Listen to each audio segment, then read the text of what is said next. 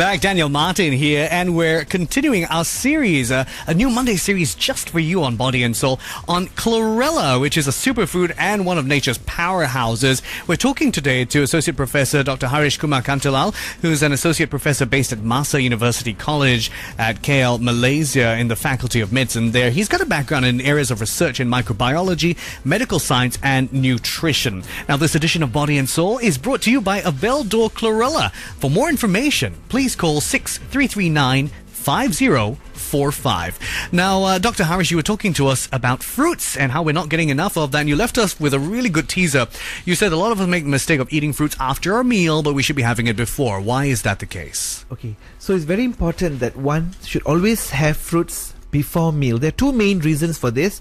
Now, the first main reason is because on an empty stomach, perhaps your lunch is at 12:30. The best time to take fruits would be around 11:30 to 12. Okay, so when you take fruits on empty stomach, okay, your gastrointestinal system is ready to accept the fruits. Okay, and basically what happens is the digestion of the fruit is better and absorption is also much better because there's no food to disturb. Okay, to mix up all the enzymes which are present in the food. Okay, so basically what happens is when you take fruits on an empty stomach, digestion is better, absorption is better, and assimilation is better. Oh, that's the key. We want that to happen. That's number one. And number two, when you take fruits on empty stomach, so when comes lunchtime at 12:30, automatically your calorie intake will also be lesser. So that's one way to control yourself from taking excess calorie. So basically people have told me that whenever they consume fruits after meal, they have this gassy feeling. Because the fruits with the sugar inside, okay, and together with the flora of the stomach, all together it mixes up and produces a lot of like bloatedness and gas. So the best time to consume fruits, it's always before fruits, and you must get the 5 to 7 servings. If you cannot get 5, okay, well, 3 servings is actually good, and try to have a colorful plate. The more colorful, the better, because of the phytonutrients. Exactly. We have the different colors of fruit. Don't stick to the same fruits. Some people every day the same banana and the same apple. No, we have to go to different colors. Speaking of phytonutrients, one of my listeners is calling through the question on that. We've got Anthony joining us. Anthony, hi. Hi, good morning, everyone. Good morning. What do you say? What's your question for Dr. Haresh? I wonder if cholera is present in naturally brewed green tea. Green tea? I think you mean chlorella, though, Anthony, not cholera, the disease, right? Yes. You're right. Okay, this series is brought to you by Chlorella, indeed. I mean, is chlorella something that's found in places like green tea? Okay, thank you for the question, Anthony. Now, basically, chlorella is not found in green tea. Now, green tea is a different thing, and chlorella is actually a different thing. Although green tea is very high in phytonutrients. Yes, they're high in phytonutrients. Green tea is high in, they have certain very important phytonutrients and phytochemicals which the body need. But again, chlorella and green tea, they are different. They have got different characteristics. Both of them are different, actually. So it's not found in each other. Let's talk more about that in just a bit, actually. You've walked us through the idea of supplementation. You've walked us through what a nutritional supplement is and why we need to have them in life. A lot of people view some of these naturally occurring foods and think that they are supplements as well, but they're not. They're quite different, aren't they? Yeah, they're different. Actually, chlorella has come into the category of superfood. Okay, it's also a supplement, a food supplement. It's also branded as the word called superfood. It's a superfood, actually. Now, basically, why is chlorella a superfood? Because it is something that has all the categories of minerals are required, all the categories of nutrients. It has got vitamins, it has got minerals, it has got phytonutrients, it even has got proteins. This is where people say, hey, chlorella and protein. I thought proteins was always from animal food. Yeah, this is an algae after all. It's an algae. How can an algae have proteins? And just let you all know out there that chlorella has got about 60 to 69% of protein. For every 100 grams, about 60 grams is protein. Okay, and the protein and the amino acids which are found in chlorella are essential amino acids that the body actually cannot produce on its own. So you need this essential amino acids. Many people have this notion that plant proteins are of not very good value. No, somehow weaker protein. They're the second class protein. No, chlorella has got protein amino acids which are both essential and non-essential amino acids. Besides that, chlorella also has got an array of fatty acids. Okay, fatty acids are needed for our hormone production, for our cell membrane production. So it has got fatty acid, amino acid, vitamins, mineral and phytonutrients. And what is most important here is all of these are actually put in a synergistic form. Now it's very important to consume things in a synergistic form, okay, because when you have it in a synergistic form, your body can actually recognize the nutrients better. Okay. Okay. Many people out there, they say, oh, calcium is good for the bone, so they just take isolated calcium. Now studies have shown that isolated calcium don't really work as much as calcium together in all the other minerals. Example, now calcium works better when you put it together with magnesium. Yes. So people always have the notion that calcium is important for the bones, but they forget the fact that we need magnesium for calcium to work. That's also to facilitate the absorption. Exactly, to facilitate the absorption. In the bones, magnesium is the one that makes the calcium move from one area to another area. Yeah. So here in Chlorella, what we have basically, we have all the nutrients put together, okay, in a perfect combination for the body to absorb, assimilate, and get the positive effects. Hence the difference between naturally occurring substances and synthesized supplements. I want to pick up on that point when we come back. Stay with us on Body and Soul on 938 Live.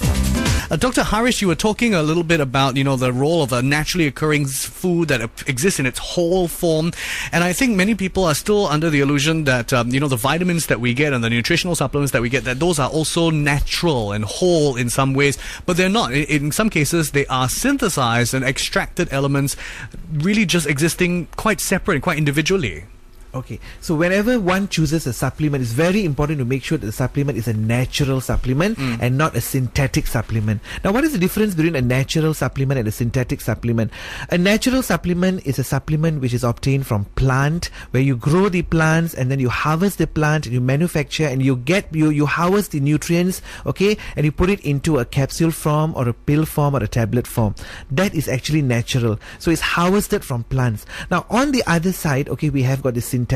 Now, synthetic supplements, basically, they are much more cheaper than the natural because you do not have to grow anything. You don't have to go through the process. Nothing. There's no processing, there's no growing, there's no harvesting. Now, all one has to do is just to mix certain chemicals, okay? It's normally carried out in laboratories and you can just get a particular formula of a particular supplement. And then mass produce that. Exactly. But that is actually synthetic. Now, one must understand that our body actually recognizes natural supplements, okay, because in organic form and not synthetic supplements. Now, taking synthetic supplements, sometimes we think that, oh, it's cheaper, let's go. Most people, I see them, they go to pharmacy, they just walk around, their friend must have told them brand X, they just go, they just grab the brand X and they pay and they just walk off. But they don't even read, okay, is it natural or synthetic? It's very important because synthetic supplements, our body cannot actually recognize them, and sometimes when you take too much of synthetic supplements, it can actually do harm. Okay, that's very important because remember, whatever you take, okay, which is synthetic, your liver has to work, extra to detoxify them. So it's very important you spend some time doing some homework, reading up on the company they are manufacturing, harvesting on their own, and make sure that it is of natural origin. That's the best advice. Look at the packaging, do your homework and background research. Are there key phrases that you're looking out for? Exactly. So whenever you go for any supplements, always look for some on the label, things like laboratory tested, quality guaranteed, okay, meets up USP specification. They must come with an expiry date. You cannot buy supplements which have got no expiry dates. Very important.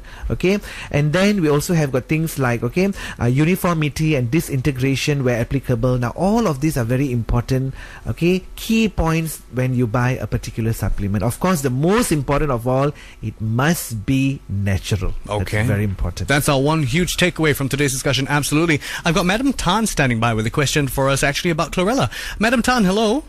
Hello. Hi, thanks for joining us. Hi, good morning. Hi, good morning, Madam Tan. Go ahead with your question. You see, I'm suffering from a sickness called myasthenia gravis. So I'm taking the two types of medicine called azathioprine and mestinon. So is it okay if I buy this Chlorella? I see what your question. A lot of people might be on all sorts of medications and they're worried about taking Chlorella because they see it comes in tablet forms and in pill forms, and they wonder whether this has any contradictory effect with any medication that you might be on. Okay, basically you have got myasthenia gravis. Now that is actually a neuromuscular disorder, okay, where there is the link between the nervous system and the muscle. There is some problem there, and it's not very efficient. So basically, normally in this particular manifestation or disease, they normally put you on medication. Okay, you need certain drugs, okay, to ease the synaptic flow of the nervous system. Very important. Now, when you have this kind of manifestation, of course, you can consume chlorella, because chlorella has got an array of vitamin. Basically, when we talk about nerves and muscles, nerves normally need a lot of vitamin Bs. The Bs are very important, namely B1, B6 and B12. Okay, and again, for nervous and muscular connection, we need the calcium and magnesium. So chlorella will definitely provide you with all these vitamin Bs and calcium that you need. Okay, and one thing very important, when you consume medication, okay, you can consume chlorella, but just to make sure that you consume them at separate times. Don't consume them just side by side. Have a gap of about 2 hours, okay, between your medication and chlorella.